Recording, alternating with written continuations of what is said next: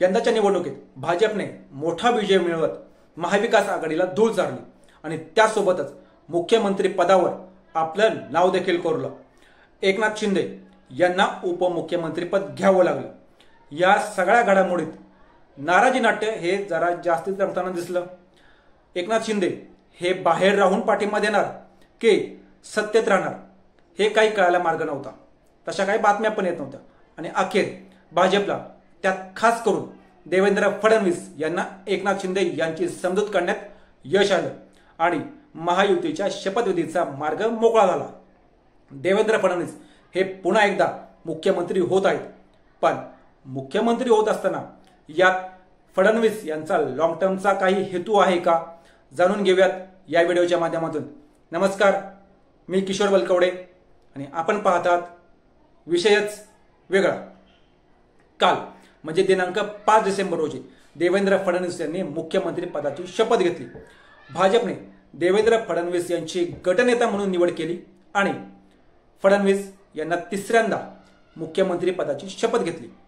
यंदाच्या निवडणुकीत जर भाजपचा पराभव झाला असता किंवा लोकसभेसारखी परिस्थिती निर्माण झाली असती तर त्याचं खापर हे फडणवीस यांच्या डोक्यावर फोडण्यात आलं असतं।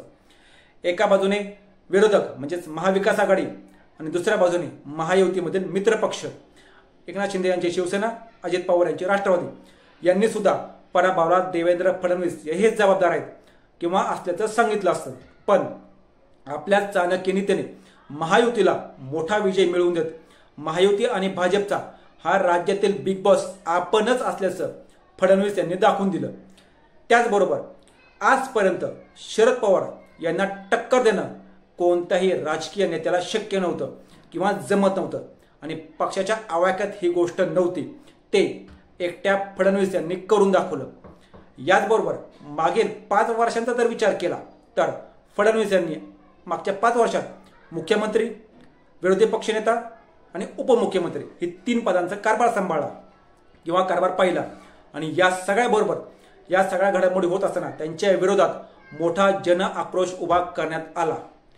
त्यामुळे मनोज जरांगे पाटील यांनी मराठा आंदोलनात तर फक्त आणि फक्त फडणवीस यांनाच टार्गेट केलं होतं, त्यांच्यावरच टीका होत होती आणि त्यामुळे त्यात मोठी भर पडत होती। या सगळ्या गोष्टींना फडणवीस यांनी सहजपणे मात दिली आणि आपले राजकीय कौशल्य दाखवून दिलं। आज विधानसभेत भाजपच्या ज्या 132 जागा निवडून आल्या आहेत त्या फक्त एकट्या फडणवीस यांच्यामुळेच आहेत। याचबरोबर त्यामुळे या फडणवीस यांचं राजकीय वर्चस्व सिद्ध होत आहे।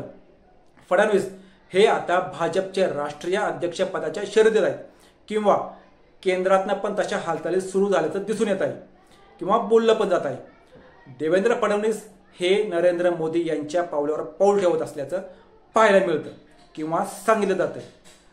2027 मध्ये उत्तर प्रदेशच्या निवडणुका आहेत, त्यात योगी आपला किती करिश्मा दाखवतात यावरून योगी आणि फडणवीस यांचं केंद्रातले स्थान कळणार आहे। त्याचबरोबर फडणवीस हे RSSचे आणि मोहन भागवत यांच्या जवळचे मानले जातात, त्यामुळे ह्या गोष्टीचाही केंद्रात जाताना देवेंद्र फडणवीस यांना फायदा होणार। भविष्यात आता हा फायदा किती होतो आणि निवडणूक हे येत्या काळातच कळेल।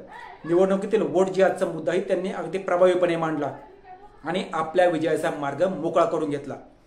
त्याचबरोबर भाजपची केंद्रात नरेंद्र आणि राज्यात देवेंद्र ही टॅगलाईन देवेंद्र फडणवीस यांनी करून दाखवली। आता येत्या भविष्य काळात फडणवीस हे राज्यात राहणार की केंद्रात जाणार हे पाहणे उत्सुकता ठरणार आहे। तुम्हाला काय वाटतं ते आम्हाला कमेंट करून सांगा आणि असेच नवनवीन व्हिडिओ पाहण्यासाठी आमच्या चॅनलला सबस्क्राईब करून व्हिडिओला लाईक करायला विसरू नका।